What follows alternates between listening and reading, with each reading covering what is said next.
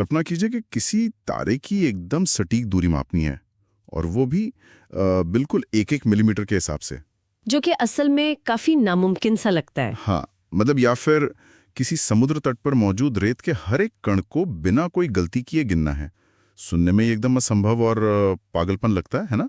हाँ, अक्सर ऐसा माना जाता है कि विज्ञान और गणित का मतलब है 100% परफेक्शन। बिल्कुल। एकदम स्पष्ट, जहाँ 2 और 2 हमेशा 4 होते हैं और जहाँ संदेह की मतलब कोई गुंजाइश ही नहीं होती। मैं तो हमेशा यही सोचता था। ये एक बहुत ही आम धारणा है। ऐसा लगता है कि विज्ञान एक ऐसी दुनिया है जो पूरी तरह से ब्लैक एंड व्हाइट है। हाँ, एग्जैक्टली। जहां हर चीज को स्पष्ट श्रेणियों में बांटा जा सकता है और सब कुछ पूर्ण रूप से निश्चित है। लेकिन प्रयोगशालाओं की जो वास्तविकता है ना, वो इस आदर्श तस्वीर से काफी अलग होती है। और यही बात मुझे सबसे ज्यादा हैरान करने वाली लगती है। जब हम उस पूर्णता के भ्रम से बाहर आते हैं और मतलब असली दुनिया के डेटा से टकराते हैं, तो तस्वीर थोड़ी धुंधली होने लगती है। सही कहा। तो आज की इस गहन चर्चा में हमारे पास विज्ञान और गणित के मूलभूत सिद्धांतों से जुड़े कुछ बेहद खास हस्तलिखित नोट्स हैं। इन नोट्स का केंद्रीय विषय एक ऐसा सच है जो विज्ञान की उस परफेक्ट छवि को चुनौती देता है। और वो विषय है मापन में अनिश्चितता, या जिसे हम अनसर्टेनिटी इन मेजरमेंट कहते हैं। बिल्कुल। अब मापन में अनिश्चितता सुनने में थोड़ा तकनीकी लगता है, लेकिन यहाँ जो बात सबसे ज्यादा दिलचस्प है वो ये है कि ये अनिश्चितता विज्ञान की कोई कमजोरी नहीं है। अच्छा? जी, बल्कि ये इंसान की समझ का प्रमाण है कि हमारे द्वारा बनाए गए किसी भी उपकरण की एक सीमा होती है। इस ब्रह्मांड में कोई भी मापन 100% परफेक्ट नहीं हो सकता।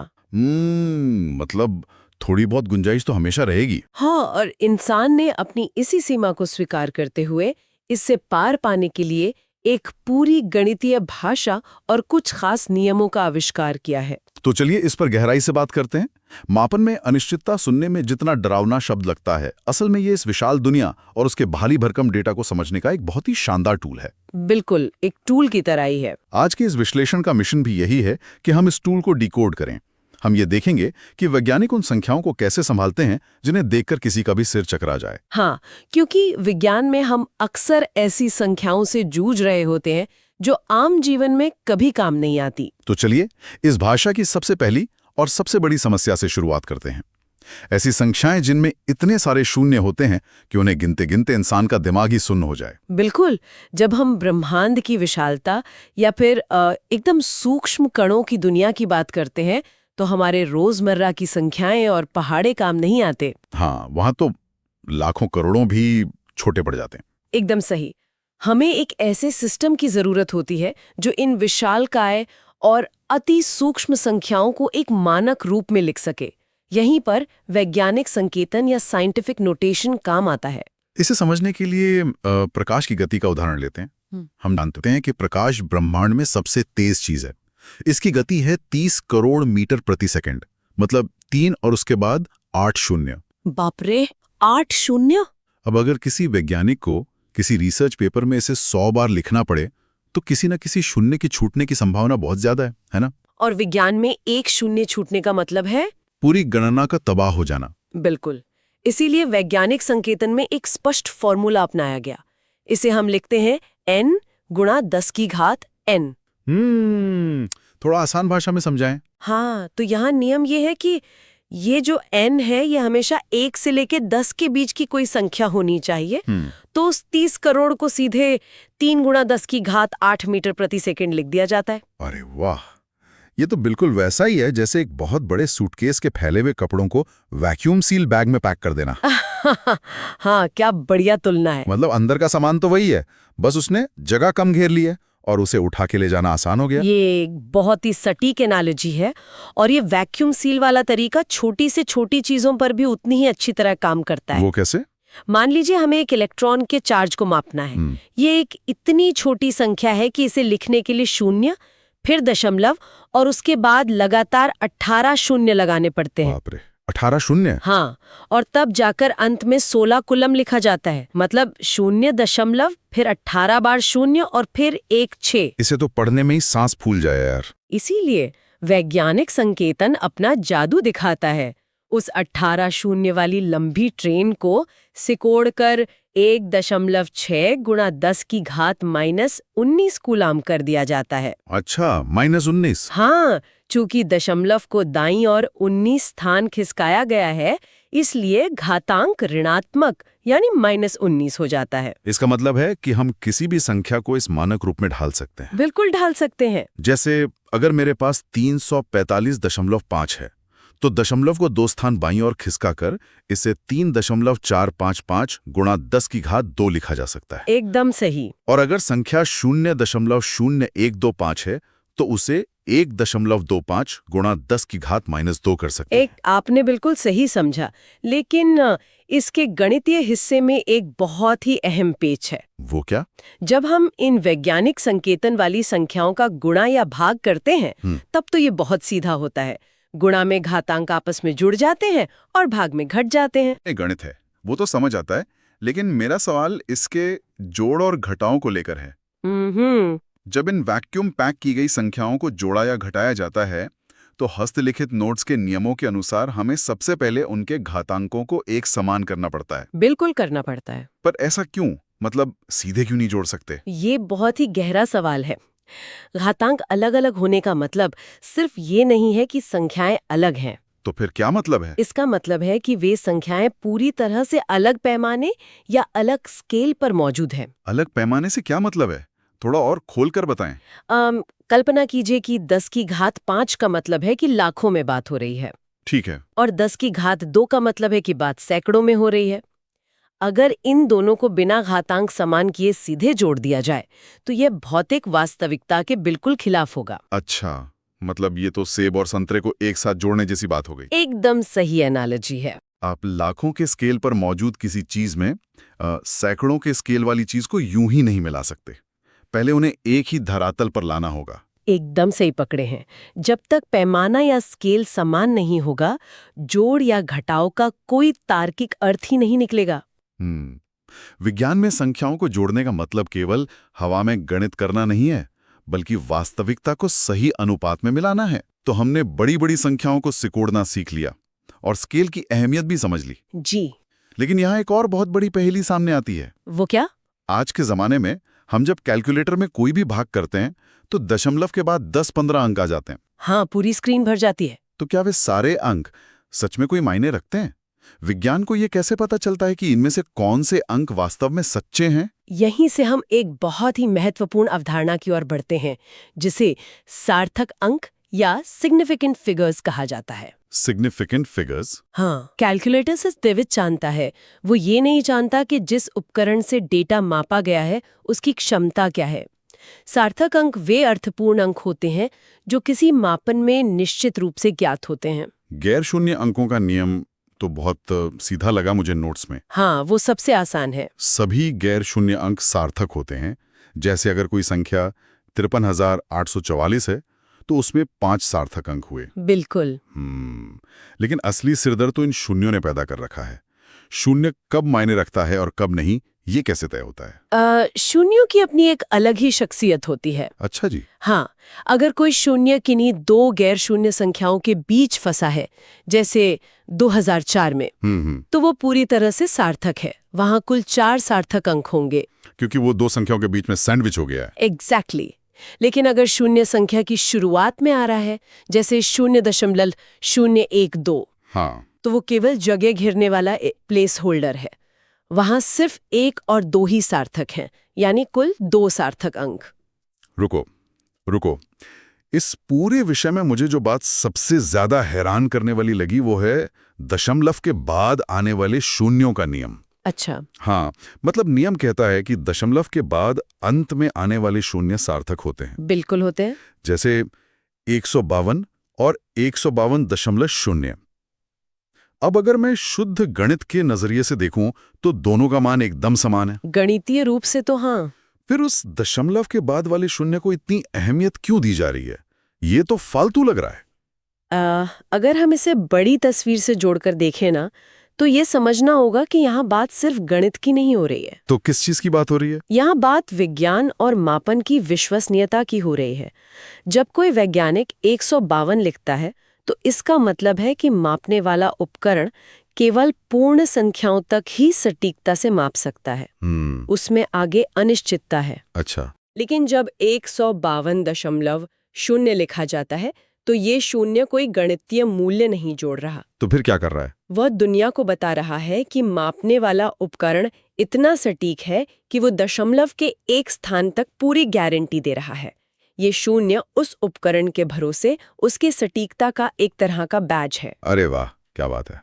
तो ये गणित का नहीं बल्कि मापने वाले उपकरण के आत्मविश्वास का प्रदर्शन है। आपने बिल्कुल सही शब्द चुना, आत्मविश्वास। और जहां अनिश्चितता बिल्कुल नहीं होती, जैसे अगर कहा जाए 20 कुर्सियां या 40 पेन, तो वहां क्या होगा? क्योंकि वे गिनी गई चीजें हैं, मापी गई नहीं। कुर्सी आधी या दशमलव में तो नहीं हो सकती ना। हाँ, 2.5 कुर्सी तो नहीं बोलेंगे। बिल्कुल। इसलिए निश्चित मान वाले अंकों में अनंत सार्थक अंक होते हैं, इनफाइनाइट। अब सार्थक अंकों की बात हो ही रही है, तो लंबी संख्याओं को राउंड ऑफ यानी पूर्णांक करने के नियम भी समझ लेने चाहिए। हाँ, ये भी बहुत जरूरी है। बचपन से मैंने तो यही सीखा है कि जिस अंक को हटाना है, अगर वो 5 से कम है तो कोई बदलाव मत करो, और अगर 5 से ज्यादा है तो पहले वाले अंक में 1 जोड़ दो। बिल्कुल, ये सबसे सामान्य नियम है जो हम स्कूलों में सीखते हैं। लेकिन इस द 5 रूल ने मुझे सच में सोचने पर मजबूर कर दिया। हाँ, वो थोड़ा ट्रिकी है। अगर हटाया जाने वाला अंक ठीक 5 हो तब क्या होगा? आमतौर पे दिमाग कहता है कि बस 1 जोड़ दो और बात खत्म करो। पर विज्ञान ऐसे नहीं चलता। हाँ, नियम कहता है कि अगर अंक ठीक 5 है तो उससे पहले वाला अंक देखा जाता है। सही कहा। अगर वो पहले वाला अंक विषम यानी ऑड है तो हम उसमें 1 जोड़ेंगे। जैसे 24.35 को राउंड ऑफ करके 24.4 कर देंगे, क्योंकि 3 विषम है। बिल्कुल सही। लेकिन अगर वो पहले वाला अंक सम यानी इवन है तो कोई बदलाव नहीं होगा। हाँ, वो वैसा ही रहेगा। जैसे 78.845 को राउंड ऑफ करने पर वो 78.84 ही रहेगा, क्योंकि 4 सम है। एग्जैक्टली। ये सम विषम का खेल क्यों यार? सीधे सीधे हमेशा 1 क्यों नहीं जोड़ सकती? ये कितना अजीब नियम है। हाँ, ये पहली नजर में अजीब जरूर लगता है, लेकिन इसके पीछे सांख्यिकी यानी स्टैटिस्टिक्स का एक बहुत ही गहरा और तार्किक कारण छिपा है। वो क्या कारण है? विज्ञान हमेशा बड़े डेटा सेट्स के साथ काम करता है, बहुत बड़े। अगर 5 होने पर हमेशा 1 जोड़ दिया जाए तो हजारों गणनाओं के बाद सारा का सारा डेटा हमेशा ऊपर की तरफ खिसक जाएगा। अच्छा। मतलब डेटा में एक बायस या एक तरफा झुकाव आ जाएगा। बिल्कुल, डेटा कृत्रिम रूप से बड़ा हो जाएगा। इसलिए सम विषम नियम का उपयोग किया जाता है। ताकि संतुलन बना रहे। हाँ। आधे समय उसे बढ़ाया जाता है जब वो विषम हो, और आधे समय उसे वैसे ही छोड़ दिया जाता है जब वो सम हो। क्या बात है। इससे लंबी गणनाओं में जो औसत त्रुटि है वो संतुलित हो जाती है। ये सुनिश्चित करता है कि हमारी अपनी गणितीय आदतें वैज्ञानिक वास्तविकता को विकृत ना करें। ये तो कमाल है यार।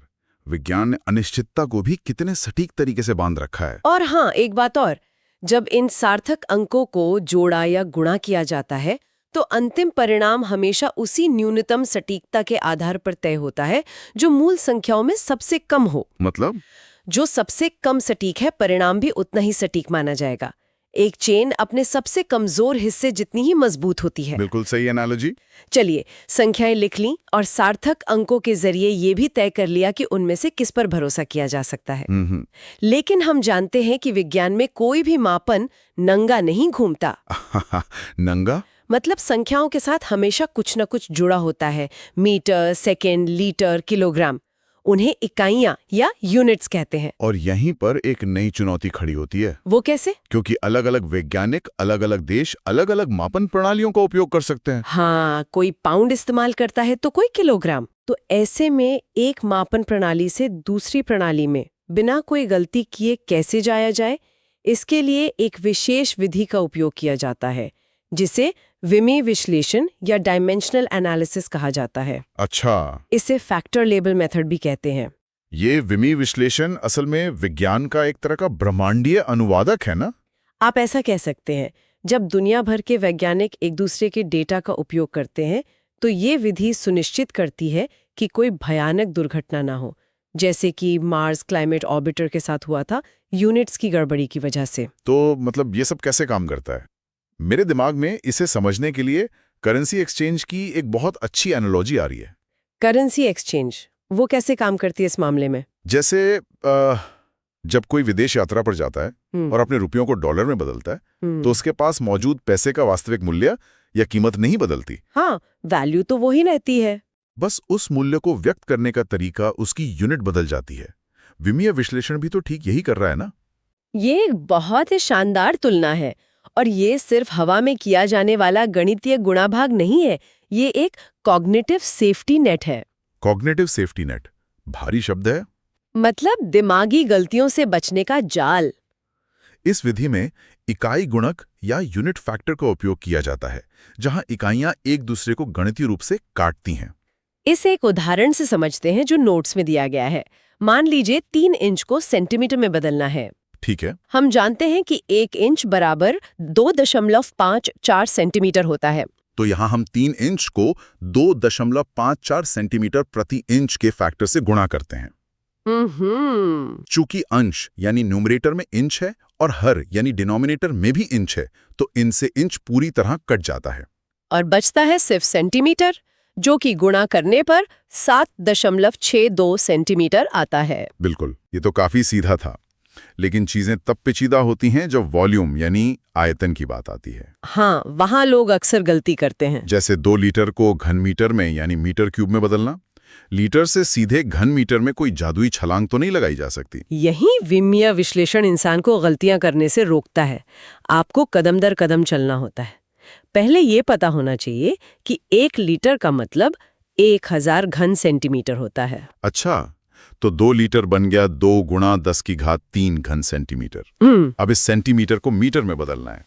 हम जानते हैं कि 1 मीटर में 100 सेंटीमीटर होते हैं, लेकिन चूंकि ये घन या क्यूब है, तो सिर्फ एक बार भाग देने से काम नहीं चलेगा, है ना? बिल्कुल नहीं।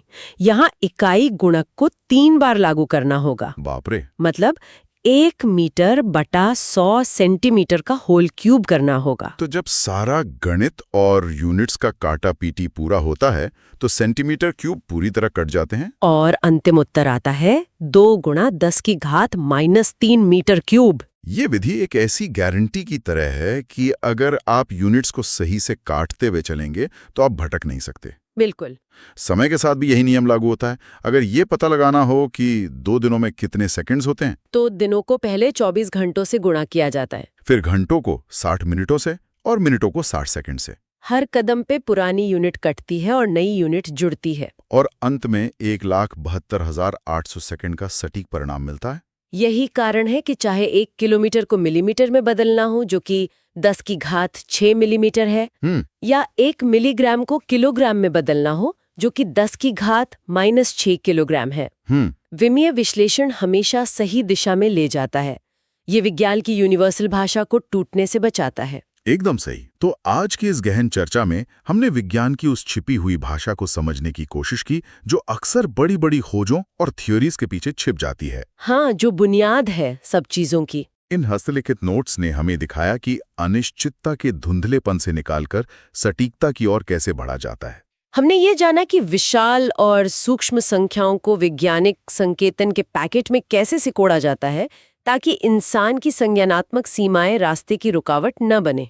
सार्थक अंकों के जरिए हमने ये पहचाना कि वास्तव में किन संख्याओं पर भरोसा किया जा सकता है और उपकरण का आत्मविश्वास कैसे बढ़ा जाता है। और अंत में विमीय विश्लेषण के जरिए इकाइयों का सही अनुवाद करना सीखा गया, जो दुनिया भर के विज्ञान को एक सूत्र में बांधता है। इस पूरी चर्चा के बाद एक बात जो सबसे स्पष्ट होकर उभरती है, वो ये है कि मापन में अनिश्चितता कोई खामी नहीं है। बिल्कुल नहीं।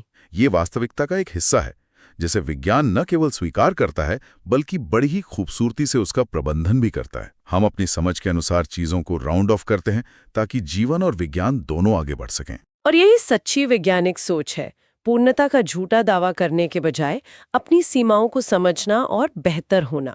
तो अगली बार जब दुनिया में किसी भी चीज को, चाहे वो कोई बड़ा डेटा हो, कोई रिसर्च हो या कोई रोजमर्रा का दावा, उसे 100% परफेक्ट या सटीक होने का दावा करते हुए सुना जाए, तो खुद से एक सवाल जरूर पूछना चाहिए। वो क्या? क्या इस ब्रह्मांड में कोई भी मापन वास्तव में 100% परफेक्ट हो सकता है, या हम सभी बस अपने उपकरणों की सीमाओं के भीतर सार्थक अंकों का एक अनथीन खेल खेल रहे हैं? सोचिएगा जरूर।